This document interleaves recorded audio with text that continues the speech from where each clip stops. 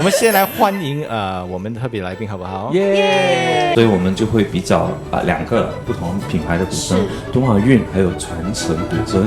半蛙筝，什么是半蛙筝 ？Half frog， 不是青蛙的蛙啦。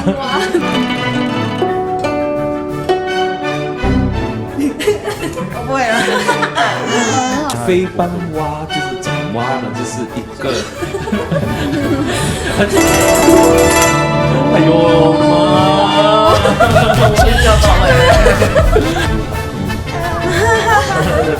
不是拍戏的，长这样还可以耐打，他就穿得住大师的耐打。不是打。哇，中头奖了 All right, hello everyone and welcome to our 28th live session. And my name is Sangwa. I'm Biu. And I'm Manson, and we're from Eason Eason Music. 呀 Yes. 当然今天的这个比较特别直播是用中文全程 ，so 用 we're 中文 gonna 进 switch 行 it over now. So Yes, 对 before we start on the Okay. Chinese episode, just a little disclaimer, or for our non-Chinese viewers, don't worry, this episode will be uploaded with subtitles. Eventually, I wouldn't give a proper time frame, but eventually it will be on YouTube and you can check out the subtitled version Yes. of Correct. this episode. That's right. So we're gonna get to know a little bit about what Eason Music do. So it's a Chinese episode. I'll let Biu take the lead. Okay, so 我们是来自于 Eason Music， 然后 Eason Music 主要是做什么的呢？我们除了有售卖乐器，我们也售卖这些林林总总的乐器呢，我们也进行乐器教学课程。除此之外，我们也维修这些乐器，然后最后呢，我们也有各式各样的商演活动。对的，所以主要这4样。是的，对，然后我们会有做这个直播，像这样的直播。对的，对，我们什么时候做呢？一般我们是星期五，不过有时候有特别来宾的时候，我们就会看他们的时间对他们安排时间。对的，而且也不是每逢星期五的，是各2个星期一次的一个大概了，尽量的。所以我感觉好像好久没有做直播了。OK 了，我们上一集有做了，就跟那个回响团的，就是刚刚他们星期天刚有了音乐会，对，小老板有去看，我也有去看，他们有真的很不错哦。对，所以大概说一下这个直播啦。如果你们有看我们之前的直播的话，有追踪我们的话，我们这个直播就是大概我们会聊一下那个华乐的最新动态，然后我们会介绍一些我们的新来的一些产品，然后最后我们一般都会有一个主题，然后有时候会有特别来宾上场。然后今天就有一个特别来宾，今天主题又是你看前面就是这个古筝，对不对？我们先来欢迎我们的特别来宾好不好？耶！要怎么称呼你呢？出现过的嘉宾 Indra， 你不要我们叫你中文名哦。善慧。OK 了 ，Indra 吧。这个 Indra 这是第2次出现在我们这个直播，他第1次的时候也是。弹了古筝，我只记得我们演了那个 Demon Slayer， 但是那时候的话题是什么也是一定是和古筝有关的如何用不同的演奏方式来演奏这个古筝啦。所以今天 Indra 呢将会出现，然后还会跟我们试弹古筝哦，对，各式各样的古筝。对，我们就会试弹到了传承古筝。等一下 Indra。我们特别来宾还要坐那个位置的。对，我知道。好，现在因为我们先聊一下先。好，对的。所以我们进行下一个单元之前呢，我们可以先聊一下，因为上2个星期吧，新加坡的华乐界里面发生一个很轰动。我想讲轰动，是没有很轰动啊，但是就是每一届都会有的这个。华乐SYF 对 Singapore Youth Festival， 所以今年刚好是中学还有高级学院阶层的比赛，对的，所以而且其实前年也有，但是是小学的，但是因为疫情的关系，所以就被取消了。所以今年很幸运的，虽然我们还是有很多疫情的那种限制，但是这个 SYF 还是这样进行的，而且有很多。还是很多那种限制啦，但是还是很幸亏的有进行的，所以学生、指导老师们都有东西做啦。最主要是学生能有机会表演在台上，展现自己，展现所以我们也都很怀念现场演出的那种。但是你不是最近才刚有唱歌而已了？是啦，可是就是觉得在舞台上演，就弹奏乐器真的很不一样。对对对，那 Indra 老师也有好几所学校去比赛了吧？古筝团的不会好几所，几所。那准备当中那个准备的心情啊，在去了比赛当天的那个心情，可以跟我们的观众去分享一下。我每次只是告诉我学生要平常心对待，不然在台上的那种感觉一定会紧张。可是当我每次叫他们要听，耳朵要听，可是那个听的那个字，你懂吗？那个繁体字，耳朵、王，然后一大堆，然后心啊，人要用心啊，眼睛要啊。我每次说你们这个听着，你们一定要不光只是耳朵听呀，你要用心去感受，呀，去幻想，自己去看 images 啊，这个。对，就很多不同的画面。我喜欢叫他们就真的静静的听，让他们习惯听。有顾客在说话，然后他们就不怕了，因为他习惯了，他就不会怕。而且他第一次做的时候，他一定会怕。而且今年没有走台，对，所以比赛当天才在舞台上然后出现，下面也没有5分钟，人，所以真的是很近啊，所以要叫他们习惯听。所以你是觉得我是这样觉得，他们怕静？我觉得他们怕静，而且不习惯那个新的环境。因为我觉得不管是多资深的一个音乐家，都会想要去走台，都要去感受一下舞台才。资深的音乐家，我也会怕，我是那个紧张的，他们不紧张，我紧张。而且其实我也是有教学校的，然后我不能在现场看着他们呢，我这次在网上也紧张，对不对？更紧张，更紧张耶！但是其实。就很像去年的那个全国华语比赛，这次的 SYF 也是有做现场直播的，而且都是相当的不错了。然后其实也会想象以后的 SYF 当没有疫情了，他们还会继续做这个直播吗？我希望会耶。我觉得这个疫情已经改变了很多我们看演出的一种习惯，所以说不定以后要更多观众的话，不单只是给现场观众，可能也可以做直播的，也说不定。让更多人看到，就是新加坡华乐坛小朋友们他们在学习乐器的这种过程，跟国外的人也能。对啊，对。我没有教学校啊，你有看吗？但是你都有在关注吧？有，对，我们在这里在工作所都会播大声。当然，我觉得是好的啦，就有这个直播，然后每个人都可以看嘛。有时候，不过觉得好像看的会比较少，比之前可以去的时候，去的时候你会在那边可能耗一整天嘛，对。然后你在这边的话，你就可能选一些，然后可能有工作，对，就不能完全从头到尾。那个半个小时的那个对，中间的那个，我觉得那个准备时间太长了。你停了一下，但你就忘记了。我有 set 闹钟4点这个学校了。为什么？他们消毒是吗？好像要换场，而且他们时间要很准时。这个时间，如果你早到了，你不能下车，你要去转，对，所以这当然也是为了，因为乐团的人数真的是不少，所以他们就真的是尽量避免。他们这次也减少，就是一个团有几个人。对，而且他们限制人数，所以一个学校可能派2团，A 组、B 组这样子。那老师的学校表现如何呢？我的不是你的学校，你教的学校都拿到 distinction， 耶 ，very good。那我们就进入正题了吧？好。对，今天我们要聊什么？所以今天呢，我们是要聊到比较古筝嘛，所以我们就会比较2个不同品牌的古筝，敦煌韵还有传承古筝。传承古筝是一个现在我们店里面一个比较新的。我们还没有正式去推广的一个乐器啦，所以我们要趁此机会来听听这个古筝的。而且因为这个传承古筝，是有谁呢？我们有个老朋友突然出现，他来找我的。如果你有看我们的中软的那一集呢，其实 Gildan 伟康就在目前。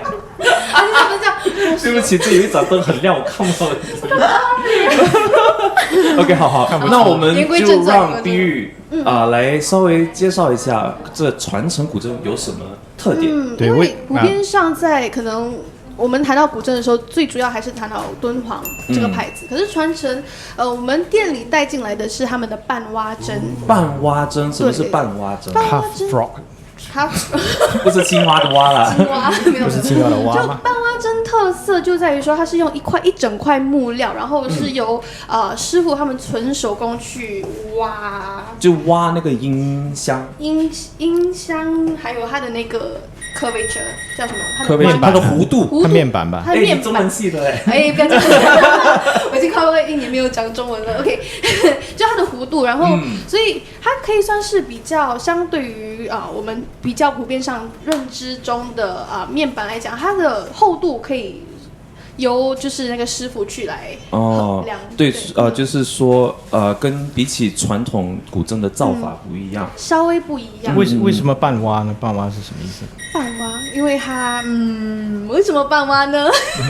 半蛙是因为它可以在特定的一些音区上，它在调整那个面板的厚度。对，然后它是就是只有那个面板嘛，它又不是整块木料，所以它的震动，对，其实是说它的那个面板是半蛙而已，其他地方还是用不同的木拼起来的，所以上面的那个弧度的是一大块木，然后它跟它慢慢所以非半蛙就是整蛙的，就是一个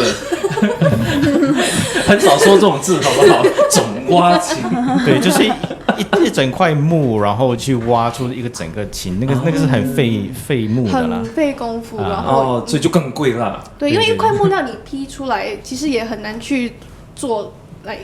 所以因为这个原因，所以琴身通常是比较薄一些吗？还是没有？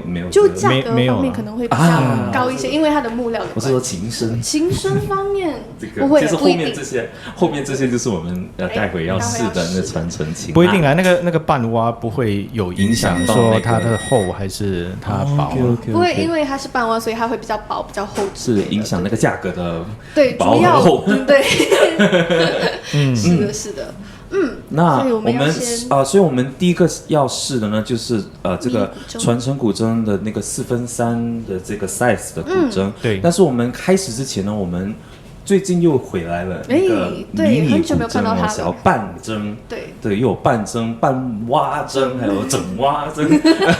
OK，so Indra 老师呢，他将会先让我们弹奏这个迷你就是这个半筝就让我们的观众听听。其实通常半筝小古筝它的音色音量是如何的，所以老师有请 Indra 有请。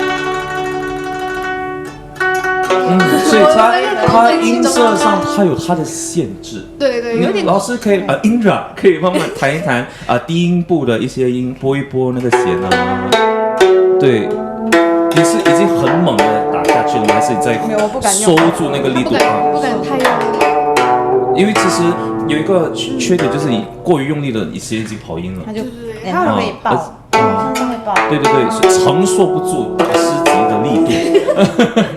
对。大师级。好，所以通常这个小筝呢，它的音色上呢就是比较单薄一点，对，比较单薄，而且它不能承受住一个比较大的那个力度，对，而且弦方面它也是有它的限制，因为它小筝它弦都要特别定制的，是它的弦我们不可以用平常我们买的敦煌古筝的琴弦来配，只有一半的，是，所以对，所以那现在听一下 Indra 对老师有什么？对，我们只是要老师的意见，点评一下，对，点评一下。抖音，我觉得，哎呀，小的古筝是比较适合在家练琴，因为它不占位。可是如果要带出去演出的话，它的音色就没有，就不是最佳的音色了。你看，听了就有一点你说干，对，有点干，就不会有那个我们常常在找乐器当中那种厚实感，一个比较偏薄一些。对。可是它是好在，我觉得给小孩子练，它好按，它好压，所以小孩子压不下。琴弦，它的音准有可能对他会是一个影响。所以如果小孩子是可以用的。对，他用小的琴，反正他压了，有可能他还可以练他的音准。但是这样会导致他以后换去大针的时候，然后会不会很吃力？不会的，因为他如果练了音响，这个是我觉得啦。他如果练音响，他到大了，他长大了，他会更有力，他会听，他就自己会。对，他会辨识那个音准。如果他小，他一直压不下。他也压不下，他也辛苦。对，我们听了，我们也有一点辛苦。我们会在荧幕上呢，先放一放这个迷你古筝的那个样子啊，所以我们观众看就是这个红色的响声小古筝，红花梨木的。对的。好，那我们现在就要听听传承，我们现在第一台传承的这个4分3。冯家家的古筝，对了，为什么冯家家呢？因为乐理啦，3、4拍嘛，好，所以我们现在在荧幕上呢，将会放这个4分3的古筝，它是荷花莲花，荷花莲花，比较像莲花，有蜻蜓的。OK， 所以就会在荧幕上现在看到它的设计了。所以现在我们就有请 Indra 呢，在弹奏这个古筝，听听音色上的比较。期待，对。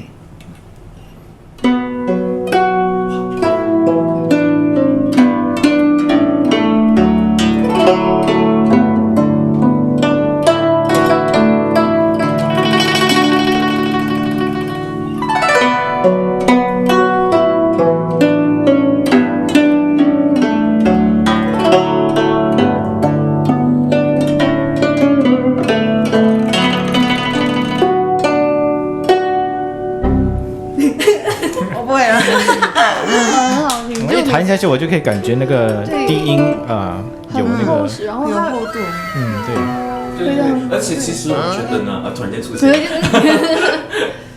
其实刚才一演奏的时候，就真的是感觉到很像一个正式的一个完整的一个古筝的声音，完全不像。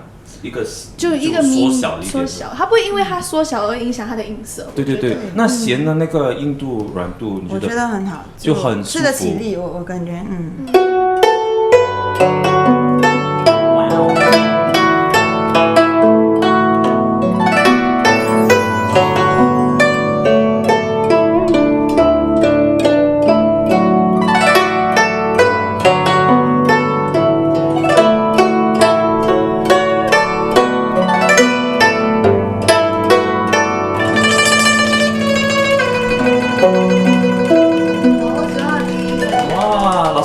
，Indra， 你有抖音的账号吗？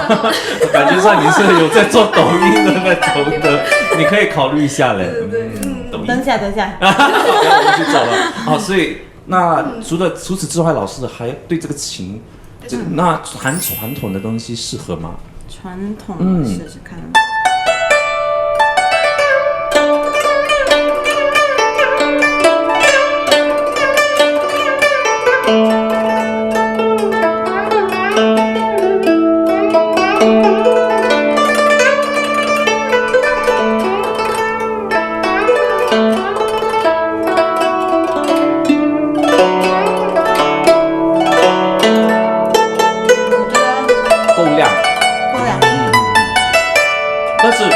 你最有力气的那个藏台风的那种，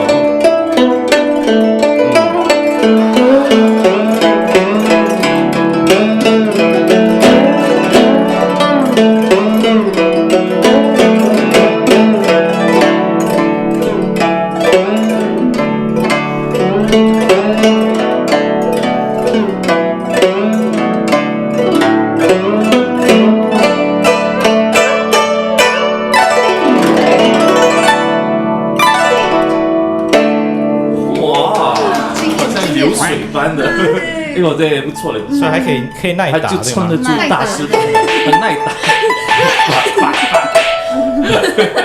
不是打，但是他的，如果你注意到那个琴旁边，它那个那个盖其实也没有很多空间给对Indra 拍那一次。可以的，还是可以的。那这个就是4分3的古筝，对，然后它所以有是巴西两种不同酸枝木的那种design 设计，就是有一个是荷花的，有一个就是樱花的，很漂亮，都是很漂亮。是什么然后木呢？巴西酸枝木。巴西酸枝木。是，然后也是哇哦好像最近好像有来我们店里看的，都挺喜欢这两个。对，其实设计的这一台已经是进来了好几轮了，很多批。对，而且我们都还没有放上网怎样的，这个是很多人在抢，就是抢购。这个就是因为一方面它又是比较小型，然后它的音色相对于可能我们刚才看到的相虽然它没有半针的那种 size，但是老师你觉得它会很占位吗？还是我不觉得它很占位，我觉得刚好。刚好我觉得有这个就很适合新加坡它会比较 HDB 3房式的那种，放在卧室里面练琴的那种，比较轻哈。我会不会比较轻？我还没试还试好。对，其实我觉得身体小一点会比较方轻巧。便。但是我突然间想起一个问题，那考试可以拿来用吗？其实我们有尝试去问过腾对，新加坡有2个学府的，是腾他们是接受这个就是3/4的古筝的，是可以叫学生买了。对，所以可以拿去。其实古筝方面，它的音色也是适合其他考院的，对吧 ？Indra 老师就是觉得说那个音色方面是也可以适合考级用吗？这个我觉得 OK，就中级以上，这个我觉得考5号 OK 以上就可以了。可是这个就有可能练习 lower grade，就有它的限制啦哈。对，这个如果说高级 diploma 就是 OK， 那其实我们都提到 diploma 了，那其实我们在店里呢，每次说到如果要考级要更就中级以上呢，我们都会推荐一个黑酸特级黑酸特选黑酸这焦窗夜雨的一个敦煌韵的牌子的古筝，所以现在我们就来做一个比较咯。所以我们先让我们来换一换古筝，然后我们再给Indra来试试这个敦煌牌子的焦窗夜雨古筝。换哪一个？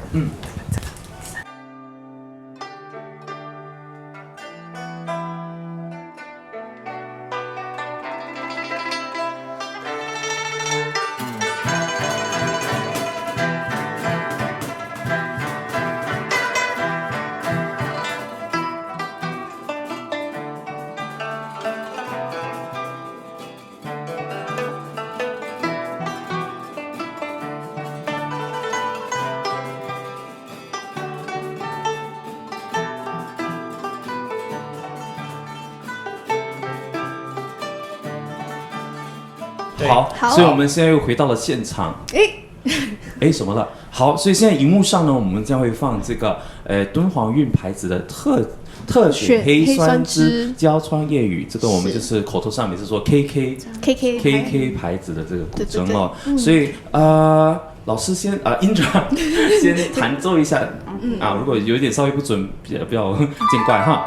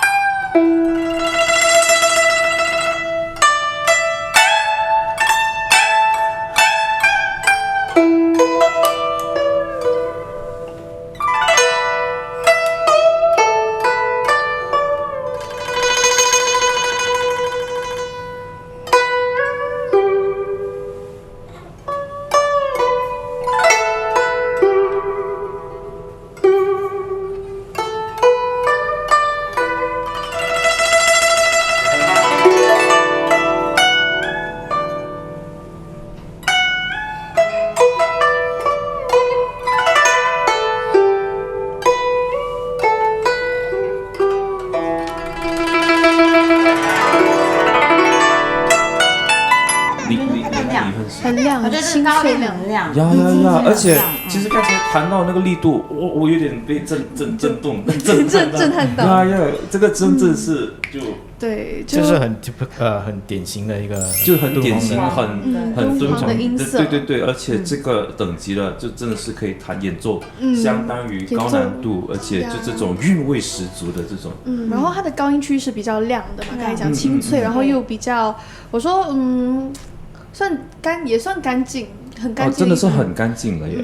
对，而且它的亮，就它的高音区不单指亮，我觉得它有很那个穿透性，对，penetrate 那个 sound 是很，如果在音乐，我可以很想在音乐厅就最远可以听得到，对，这是很颗粒哒的那种感觉。那低音呢？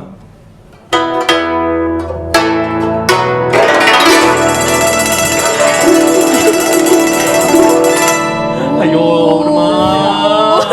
我被吓到了，我就觉得我弹琴已经够猛了。这个低音也是不错。所以你刚才那个已经是100% 的力度这样下去了。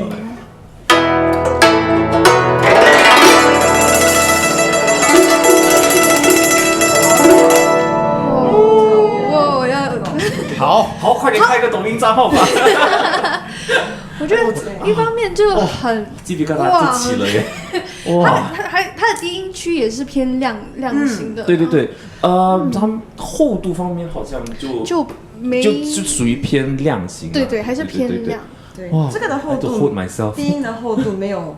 刚才那个小，我觉得那个的厚度像有音表满的感觉。那个就刚才你试的那个传承的那个小，你觉得它的低音部好像有点那个扩音的那种音表的 microphone， 就在里面。我觉得就是它厚，可是它没有那个出去的那种回响这样子，不是回响，声音呀，那个声音比较大是吗？可是我觉得这个的高音的声音很甜，就像我现在那个，它甜。就它穿透性中有甜，哇，好难达到的一个，很难想象，因为我们每次说二胡啊，甜的就没有发出来那个声音，对啦。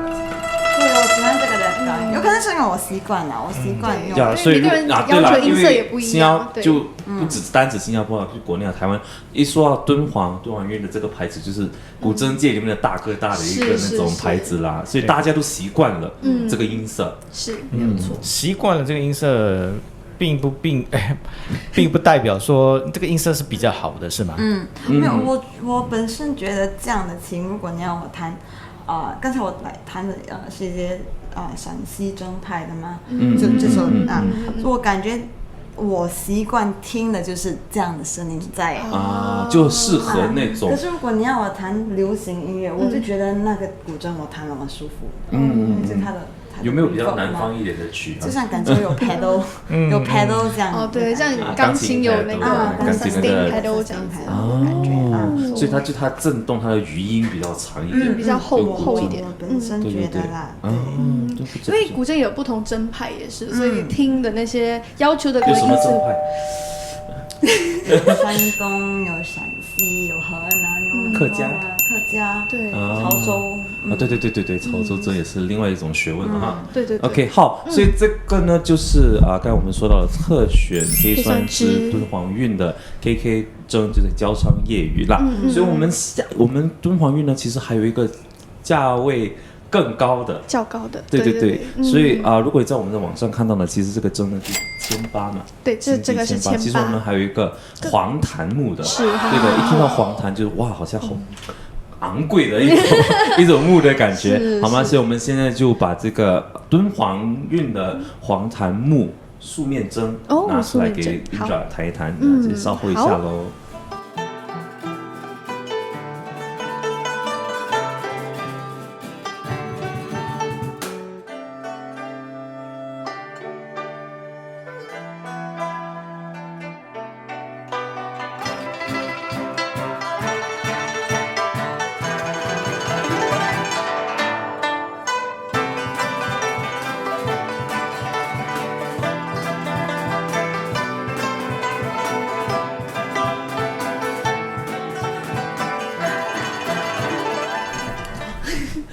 好，所以其实今天Indra 很习惯对叫老师。 ，Indra 在弹奏的中呢，其实都是新上马，而且调音的，所以可能音质上面会有点稍微不准，所以要所以心情我们都要有一些时日去把它对的，因为他调音啊。还没习惯那个张力，对，所以他张力都会掉一点点啦，所以我们都要调好几轮的。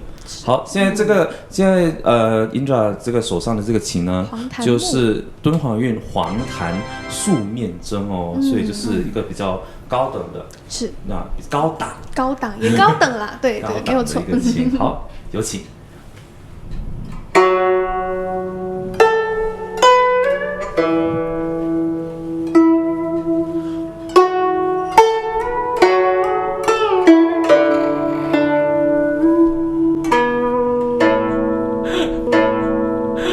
琴有点不准啊，扫地。琴有点不准啊，扫地。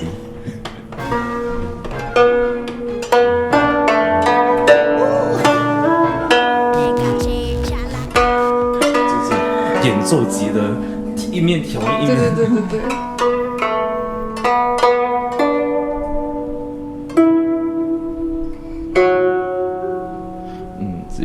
所以不要介意那个尴尬的那个。对但是其实刚才 Indra 一弹那个中音区的时候，是那个韵味那个对，谢谢。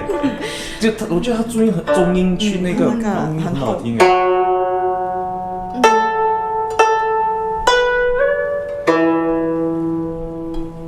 这个音，哇，我又鸡皮疙瘩起来了。所以这个琴老师Indra 觉得也有真什么想法？所以因为上直播嘛，其实我们都是好朋友啦。对。但是直播要正式一点点。Indra 你有什么对这个琴有什么想法？我高音好像没有比那个，它的综合度也是挺高的，这个比较圆润一点，对，就没有那个穿透力的。不会太刺耳，还是它会比较圆润包住的那种，对，这个好听，出去的不是啪，这个好听，这个对吧？黄檀呢？对啊，也是高音也很甜，可是这个我觉得它有 support 高音有有一种刚支才那个的撑，高音就没有这个的穿透出去的，没有那么，那有些没那高音么集中是吗？你会听了我自己的感觉，我听了就是厚圆圆的，到后面还是圆圆的，就保持住那个。可是有些高音你弹到上面就有一点哑，刺耳或哑一点，有一点那个哑，可是文雅的雅，就是它没有那个圆润，这个我们说圆润，弹拨乐器很重要的是要圆润一下那个手的那个手感，你手感哦，还有你发力，你要特别去控制你的力度，控制发力啊，所以它不会听起来突然间就那个它的音色就不一样，我感觉所以要特别的去调，要注意。所以其实古筝就身为演奏家的，就是在不同音区的那个力度都要有它的对调整，要把琴最好的音色弹出来，我觉得这个是最重要的。这讲得很好，所以一个好的琴其实就帮你，当然你还是要注意，可是加分，就减少一点你的功夫帮你就是帮助你更加去来提升自己的演奏的那种，尤其摇指这些，感觉因为持续好像一直摇也会累，所以让那个琴帮着你这样子，会更好一些，对吧？就每个乐器它有的，就有说好琴的一个说法是什么？然后每个乐器都有不同的，古筝就是这样子的一个说法了，就各种互助了。就作为演奏家或者是都要互助，就选一把适合自己的琴。对，手感。古筝有没有敏感度的？敏感，它就是说很容易就声音就发出来。我觉得本身要找一个你自己，就是它可以不用你发力发到很累，然后你才那个音才出来。我觉得如果它的那个音响好，你其实弹得很轻松。我觉得所以好琴真的是所以难得因为老板也说到敏感度，那如果在二胡的方面来说是什么意思呢？这个敏感度就是也是一样啊，不用很费劲的把那个音拉出来，然后你这个毫不费功夫的就一个，很一按了就直接就是它的音对自然而然的右手体现出来左手都是的，所以我看扬琴好像没有古筝也是，我觉得也是一样。你看那个琵琶也会，琵琶也会，真的。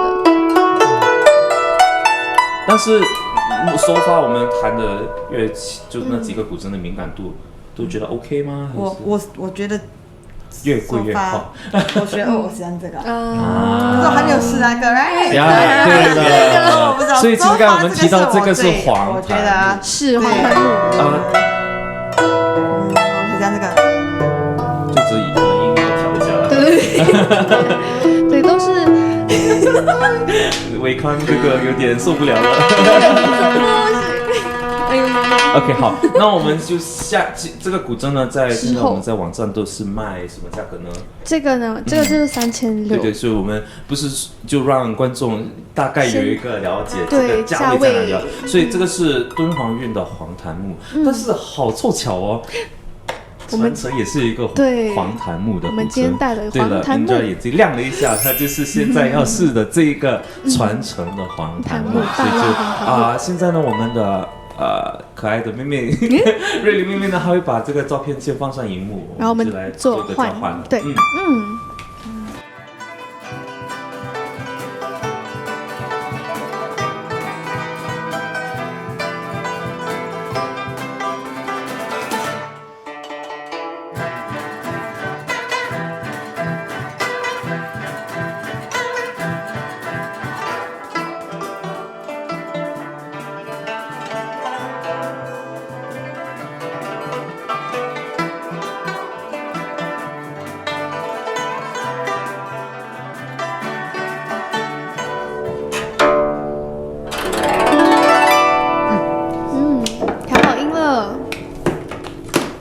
试听一下。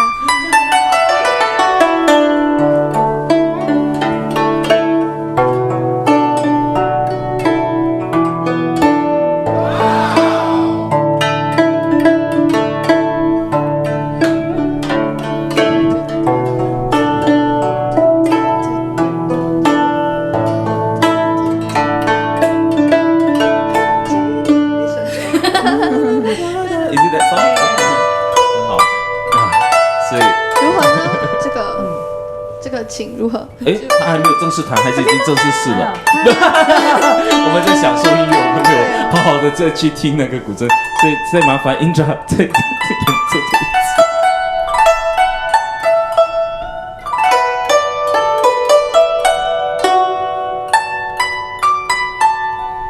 你要弹什么？我不知道弹什么，就是我想一想。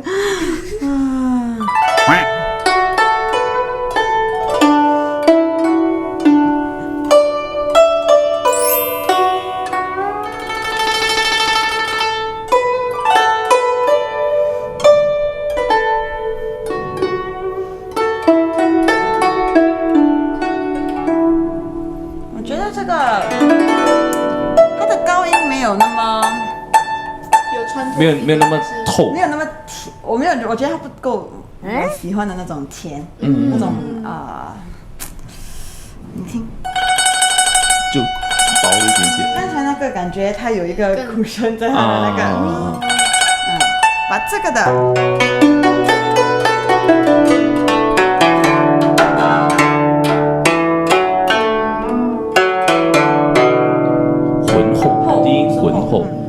对啊，但是其实刚才他在刮那个高音的时候，哒哒哒哒哒哒，呀，他高音很特别。对，有那个，我觉得听起来有点有回音的感觉，好像它 like sustain， 刚才讲的 sustain pedal 这样子。对。等下我。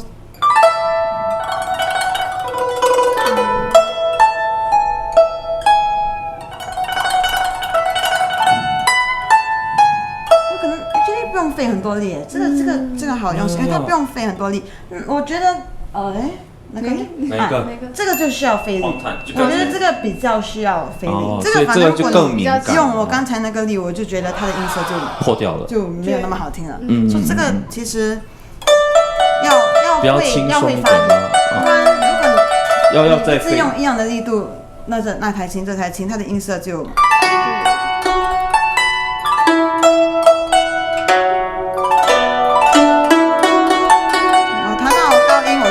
我就松一点，不然我觉得他的声音就变成就有点在边缘的感觉。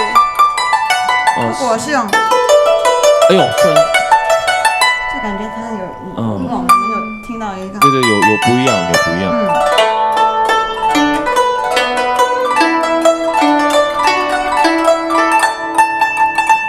这个就我觉得比较不费力。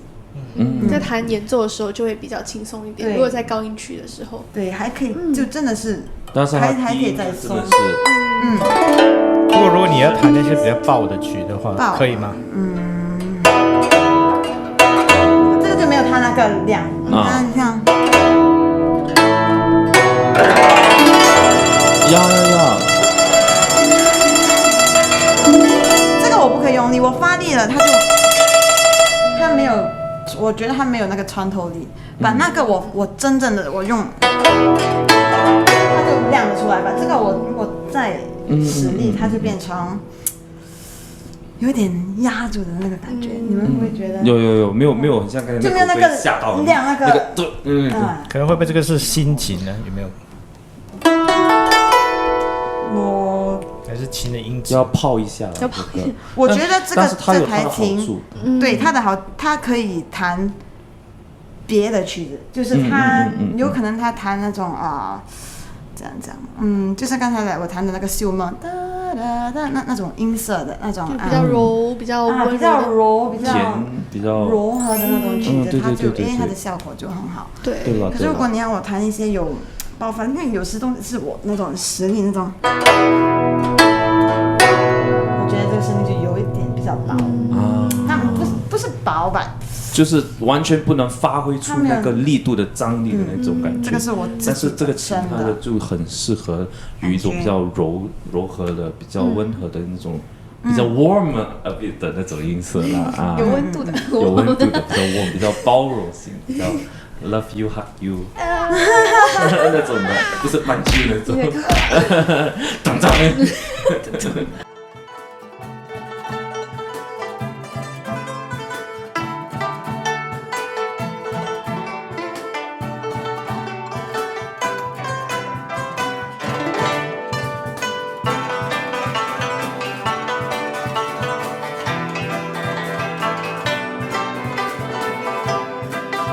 所以这个就是最后第二台啦。对，所以我们现在要试的就是最后一台的筝呢是什么筝呢？是灰金桐木加大叶子弹的这个半蛙筝。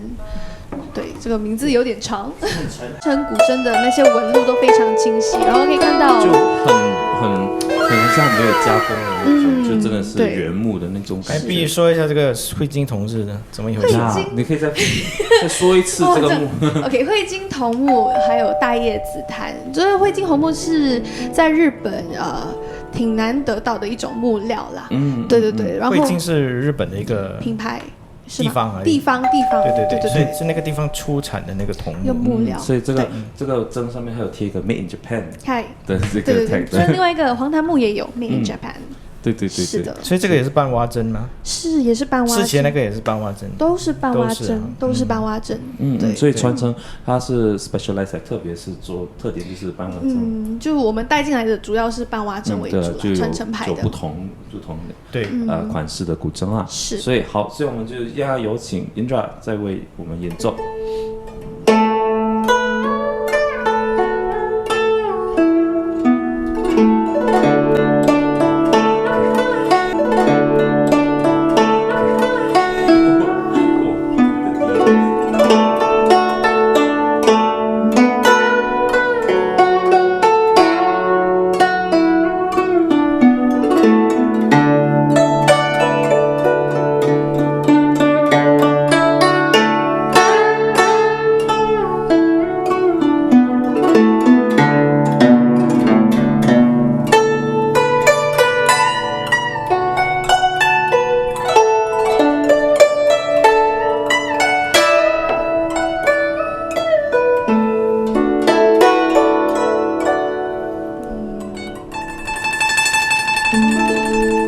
它可以嘣了一声那个，哇，这个波动的心弦这样子。对对对，还有一个低音，它低音很棒哎。对，有这个这个是音流麦的感觉。呀，我也是被震了一下。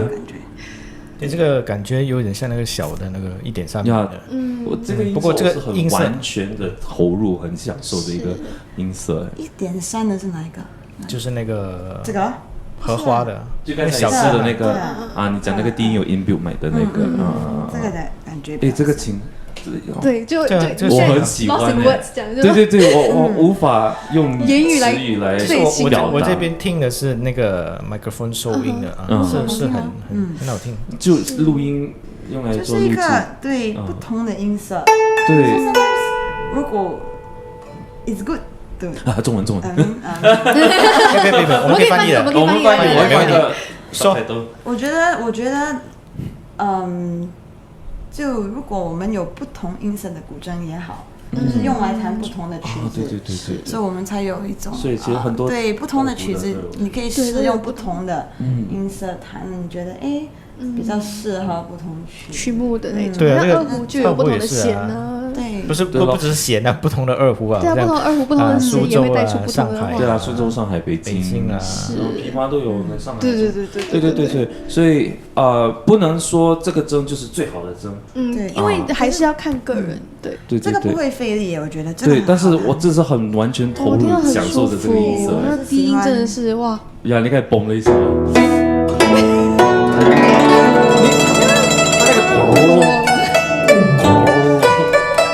这个还有厚度。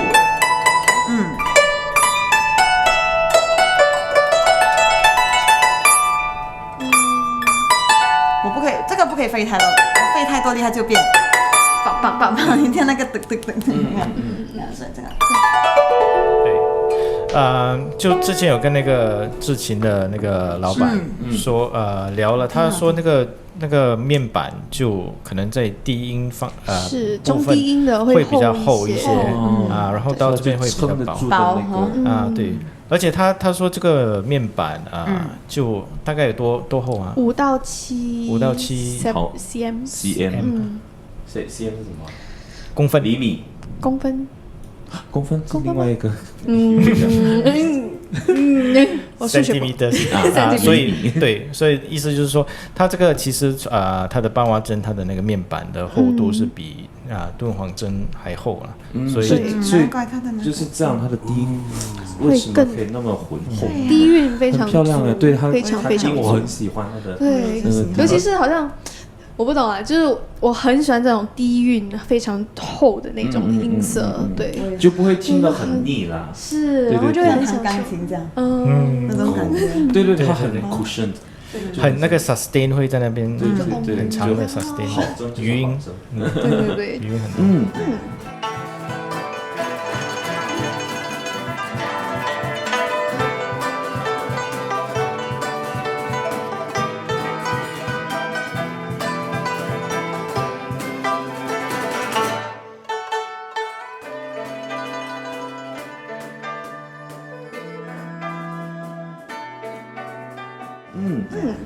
好，所以这就是我们今天会要谈到是，所以我觉得可以总结。对，我们做一个总结吧。对，好像又回到我，球给你接住。就我们对比说敦煌跟传承古筝方面，如果是说在结构方面，就是一个是半蛙针，一个是折合针。折合针就是比较普遍上我们所看到的敦煌针啊，然后半蛙针就好像刚才说的功夫非常细腻，就是它的面板呢也有不同的厚度，就是从一个单纯的面板，可是它的厚度从高音、中音跟低音都会不一样。然后之后呢，就是制作过程就是纯手工嘛，因为需要师傅慢慢的挖，慢慢的就是保证厚度，而且又有厚又有薄的那个，是那个很难去拿捏，所以手工这是你说的比较细腻一点，比较细腻一些。然后在音色方面，就是刚才我们试过，然后大部分对就大家也听各种音色，所以我觉得还是看个人的需求，看你比较喜欢哪一种音色去要演奏什么选样的曲子，是，所以在选古筝最好是来我们店里，就是试一下，因为每个人的手感不一样，好像Indra 弹的音色可能跟我们之后自己弹的音色会很不一样，就对。对，我不是弹古筝的，对，所以最重要就是要买针之前当然是要试一下，真的要试琴，对，要勇于的去问我们，说我想看这个，就真的是是一个你喜欢的音色。对，好像比如说你比较喜欢古琴那种低韵很足的就可以考虑这个。考虑传承。好像如果喜欢亮一点、清脆一点的音色，我们就可以考虑敦煌这一派的。对的。哎，你对你有什么最后想法呢？对。如果你问我本身我喜欢的2台就是刚才那一台，就那个黄檀木3600的，还有这个哦，还有这个是什么木？这个是汇金桐木跟大叶紫檀就弹不同的曲子，我感觉。可是如果我是弹陕西曲子，我就会弹用黄檀木，敦煌黄檀木那个黄檀木的。这个我还可以，山东的曲子也就它有可以各有千秋，对，各有千秋。所以2台都买下来吧。买起来。习惯了，也是跟习惯。还有要自己耳朵要听，要会对，好像我们都会跟顾客说最好的音色。各个年龄层都有他们想听的音色。是。如果今天送你1台的话，你会选哪台？哎呀，哇！不用想的就这台。当然是这台我们还没有讲多少钱嘛，对不对？因为我们我觉得在新加坡比较普遍的会是这台敦煌运动一场，这个还没有那么，现在慢慢已经开始有人注意了。我们也还没说起刚才这个琴，还有刚才那一把黄檀木的针的价格，要不要透露一下吗？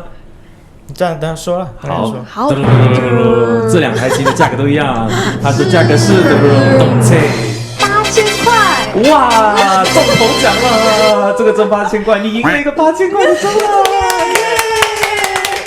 对了，其实市场上，这个价格的琴真的是，新加坡目前为止还不多人尝试，所以如果你对这几台针都很有兴趣的话，就不妨下来我们店，是也可以提早跟我们说，然后我们选一个比较安静的。对的，而且现在疫情关系所以也不能太多人进来，太多人，尤其是周末，所以有兴趣的可以在在我们这个视频留言，或者是联络我们，告诉我们说几时方便，我们安排一个时间让你试琴。对的，最后呢，我们要谢谢 Indra， 特别出场为我们试琴哦。但是先别离开，因为我们要做最后一个单元了，就是一个演出环节。但是今天我们要演什么曲子呢？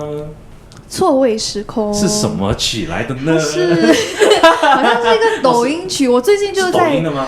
我不太清楚，就是在网上刷，就现在很流行的一个曲这个歌曲啦，是到处都听人在唱。好的，所以先让我们2分钟的时间，对，我们再给我们2分钟，稍后回来。对的，我们现在就要做一些调整哦，请别离开，待会见。